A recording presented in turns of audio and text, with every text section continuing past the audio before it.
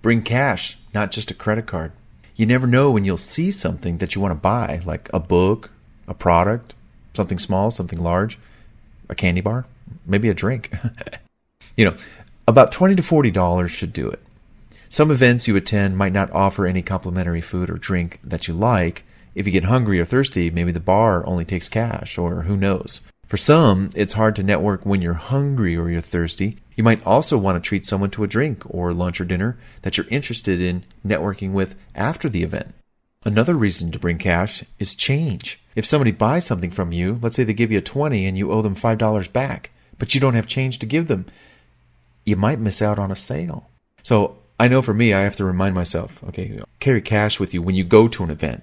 You don't have to have it in your wallet when you're walking around doing your normal daily life. But when you go to an event or a meeting, a seminar, workshop, class, bring change. $5, $10, $20, but lots of fives and a few ones, just in case you got to give out change for the stuff you might sell on the spot. It's happened to me. People give me a 20, I got to give them a 5 back. I wind up playing change with everybody. Bring your own change. Another reason to bring cash is parking. Some parking structures, they take cash. So many today take credit card as well, but you just never know. Maybe there's valet. The event that I went to recently, they had valet. Free parking, but you might want to tip the valet guy. It's rare, but do keep it in mind. One reason to bring cash is, again, for tipping. Valet drivers, bartenders, servers, anyone who gives you a helping hand has earned a tip. Keep cash on hand for them. There are some places that only take cash, and unless you know it, hey, be prepared. Some people aren't big on carrying cash, as credit cards, show an easy record of all the transactions for tax purposes. Yeah, that's true. Keeping receipts for cash, even asking for them, can be a chore to manage. Nonetheless, take out $100 cash and make it last for 6 months. Hopefully you won't go out networking every night of the week per se, where you need cash and you can still use your credit card. But you get the idea. Keep the cash in an envelope and take it with you. Maybe just put the cash in your glove box. Hey, put some cash in your glove box. When you need the cash, you've got it. Otherwise, return it to your desk or, your purse or your wallet, just to make sure that you have it when you need it again and you head to the next networking event. Treat it like it's your own little networking piggy bank and make withdrawals and deposits as needed. Rehearse what you're going to say at the event. Don't show up tongue-tied. This is a networking event. Have a few lines rehearsed and ready to share. Come up with at least 5 key questions you might ask people to engage them in conversation about what it is that you do.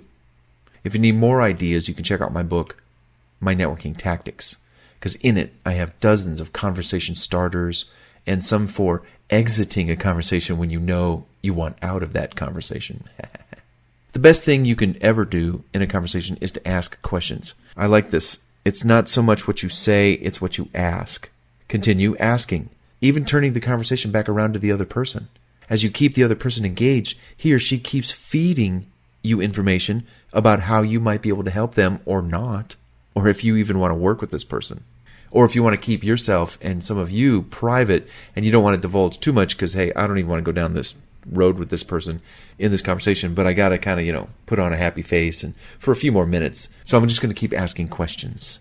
So you certainly don't need to keep hearing yourself tell your own story again and again from one person to the next. Instead, ask questions throughout the event, comment, ask another, comment, and then when the other person's dying to hear what you do, you can lay it on them in bite-sized, understandable nuggets. Keep them wanting more. Never leave them fully satisfied, so craft your responses in such a way to keep people interested. Wow, that's so fascinating. I'm so glad we met. Can I get your card? Then you say, well, I don't have one, but if you give me yours, I'll text you and email you my information tonight. Dress up for the event. One thing we always insist with our clients and ourselves and our friends is that we kind of dress our best for every networking event. Dress up, don't dress down. You'd be surprised at how some people dress when they meet new strangers, potential clients, partners, investors, for the first time. Remember, this is a professional networking event, even though it might seem kind of fun, casual, loose. It's not a dinner party over at a friend's house. You'd think some people, just woke up or just left their living room after watching some kind of a show or a movie or something. Maybe they thought it'd be okay to dress for a relaxed and comfortable casual hip feel with flip-flops. Or maybe they hadn't shopped for a new outfit, deserving as they are for an event like this, in years. And then they picked out something tired and worn to represent themselves. Hey, am I making my point here, Yikes. Not that this might apply to you, but don't let your guard down. Dress up, dress your best.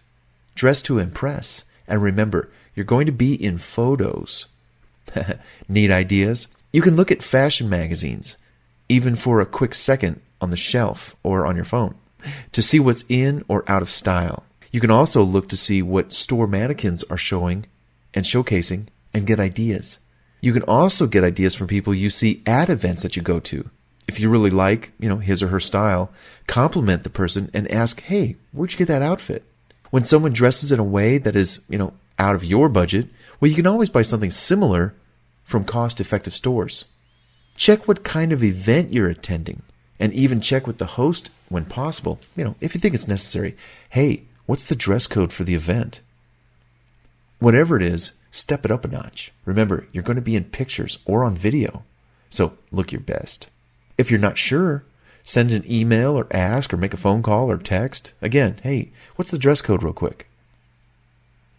Now, if your attire represents who you are, what you do, the industry you're in, by all means, dress to give that right impression. If you're presenting or the host, there's no exception. You got to look hot. You got to look your best. You have to dress like a professional. Do it. We were at an event where the host was dressed in loose jeans, almost falling down, a large, short-sleeved, unbuttoned shirt, and old tennis shoes. He was the host of this event. Seriously, you never would have known this guy was the host. Dress the part you're supposed to be or play so people will instantly know who you are or what you're there to do. In another quick example, we heard a story where a friend of ours was asked to present his services to a group of financial advisors. Well, he showed up without a tie. Fortunately, the bellboy at the hotel loaned him his tie so he could make the presentation. This was done last minute, which brings us to this great tip. Keep this in mind before any networking event. And here comes the next great personal networking mistake that ties right into this. Bring extra clothing. Extra sets of clothing in your car in case you feel the need to change, refresh yourself, or for some other reason. Maybe you just want to change out of your wrinkled, days-in clothing into something fresher, more comfortable, more dressy, but keep it professional. Keep a gym bag or even a carry-on in the car with any and all of these accessories, extra clothing, shirts, pants, socks, you name it. For women, that means extra shoes that are more comfortable for standing and walking around for hours for the event or other purpose. For guys, that means fresh shirts, clean slacks, new or clean socks, and an extra pair of shoes. Travel with 2 or 3 extra wardrobe changes if needed. You'll be glad you did when you walk through those networking event doors feeling refreshed and looking your best. In the duds you just pulled out of the trunk to change in the bathroom in. Well, never mind. You know what's going on.